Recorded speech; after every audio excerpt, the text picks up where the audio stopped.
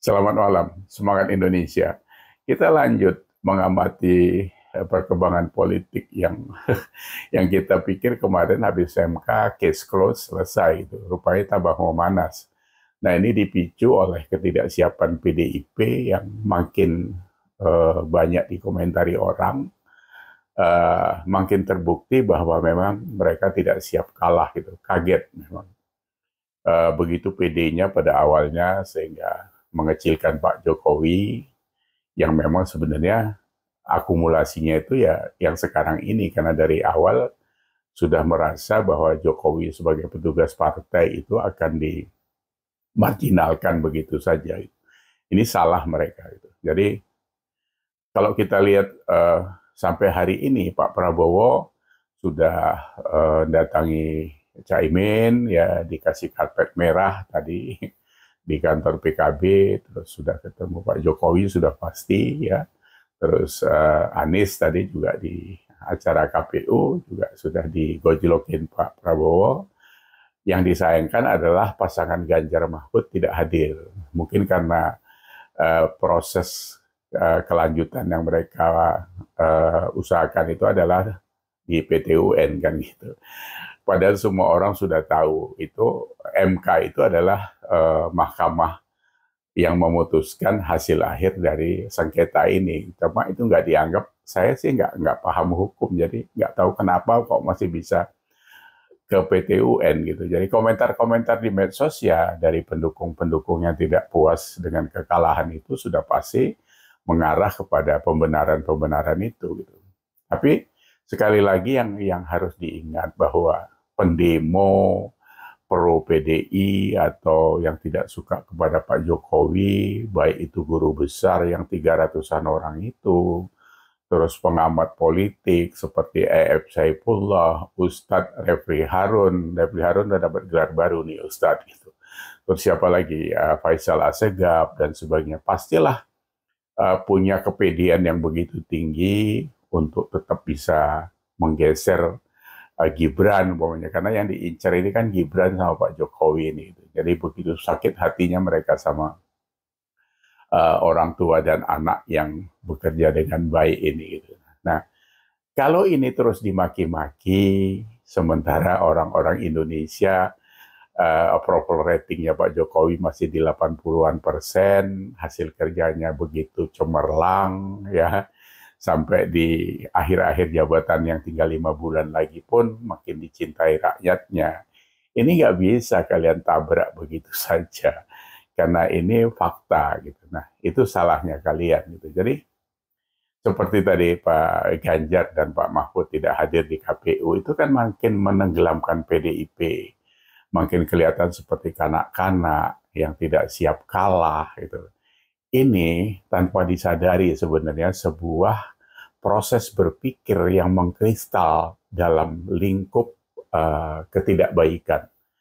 Itu luar biasa. Jadi kemarahan itu kenapa dilarang agama? Karena memang itu tidak baik. Jadi di dalam Islam itu kan kalau sedang berdiri marah duduk katanya.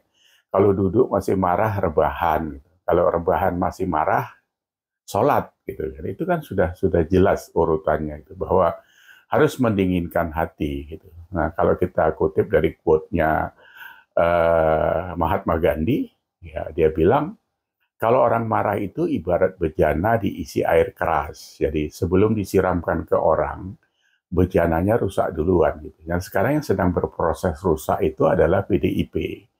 Kita harus sorotin PDIP karena partai besar ini kan begitu PD-nya pada awal mulanya sehingga Pak Jokowi juga mau dikerdilkan, nggak tahu kebalik gitu kan. Nah, kalian cuap-cuap apapun sekarang itu, faktanya kalian cuma dapat 16%. Makanya nggak bisa. Jadi kalau dibilang kecurangan dan sebagainya, kemarin kan sudah kita bicara bansos dan sebagainya yang dianggap memenangkan Pak Prabowo.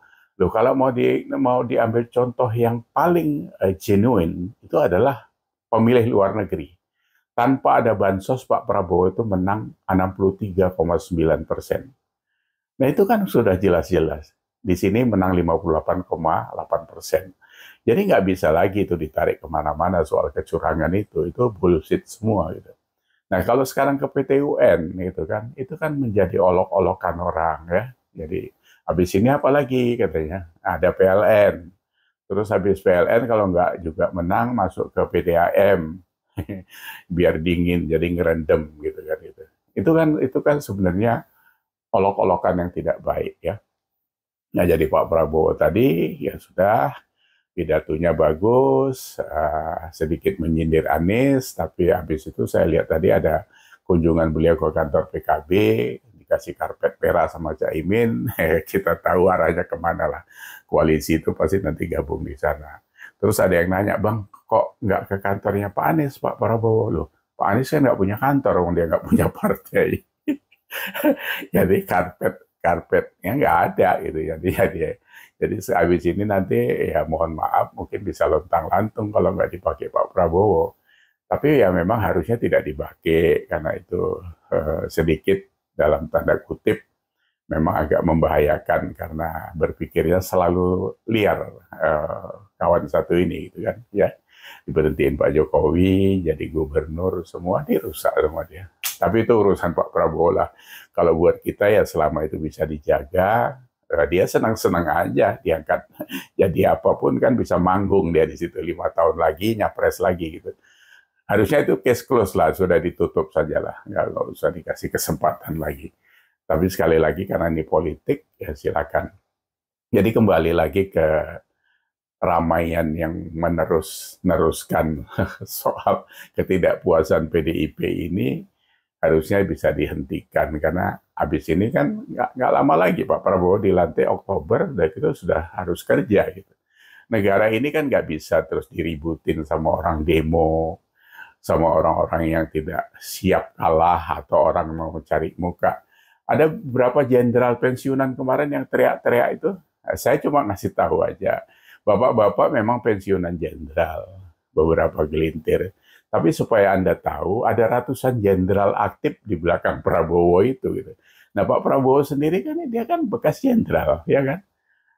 Sekarang masih Menhan, ya kan? Jadi jangan Anda yang teriak-teriak dengan muka yang marah segala macam itu. Ya, nggak ada gunanya karena dikumpulin pun kalian jadi satu sama pendemo itu 100.000 lah katakan gitu. Itu masih 0, sekian dari 270 juta lebih rakyat Indonesia. Dan kami pemilih 02 itu 96,2 juta itu bukan kaleng-kaleng, Bung. Ya, kalau kaleng-kaleng dia pasti nggak menang. Yang kaleng-kaleng itu yang 16%, itu kaleng-kaleng gitu ya. Jadi kaleng beneran sekarang gitu. Supaya tidak jadi kaleng kerupuk, ya harusnya sadar bahwa kalau diterus-teruskan itu merugikan kalian sendiri gitu. Jadi belajar sajalah berbesar hati, jangan besar kepala. Kalau besar kepala itu cuma arogansi aja yang keluar. Tapi kalau besar hati itu menerima kenyataan supaya bisa introspeksi, bisa mawas diri, nanti habis itu berbenah diri. Karena ini bukan urus rantingnya sebuah partai politik, ini yang diurus negara gitu. Jadi nggak bisa pakai childish seperti itu. Ya belajar banyaklah dari kondisi-kondisi ini. Gitu. Kalian kan sudah luar biasa pengalamannya ya. Jadi kami ini rakyat Indonesia ini ya sekarang sedang menunggu hal-hal yang lebih baik karena sudah dibuat pondasinya sama Pak Jokowi, akan diteruskan oleh Pak Prabowo, kemudian nanti kita insya Allah bisa dilanjutkan lagi oleh Gibran. Ya apa boleh buat karena memang kalian bisa disalib oleh Gibran yang notabene juga sudah disiapkan oleh Pak Jokowi. Jadi nggak usah marah-marah ya. Jangan lagi dibilang Samsul. Jadi Samsul itu sekarang sudah di atas angin gitu. Ya. Cara berpikirnya, komunikasinya. Kalian yang cuma teriak-teriak tua di partai itu nggak bisa jadi apa-apa kalau dibandingkan Gibran yang sekarang. Anak itu boleh muda, tapi pikirannya dewasa sekali gitu ya. Ya itu harus dicamkan yang seperti itu ya. Jadi sekali lagi, sudahi saja keributan-keributan yang tidak bermakna itu karena yang akan dipikirkan ke depan adalah bagaimana menyehatkan Indonesia sebagai negara besar memasuki era negara maju, kemudian Indonesia emas di tahun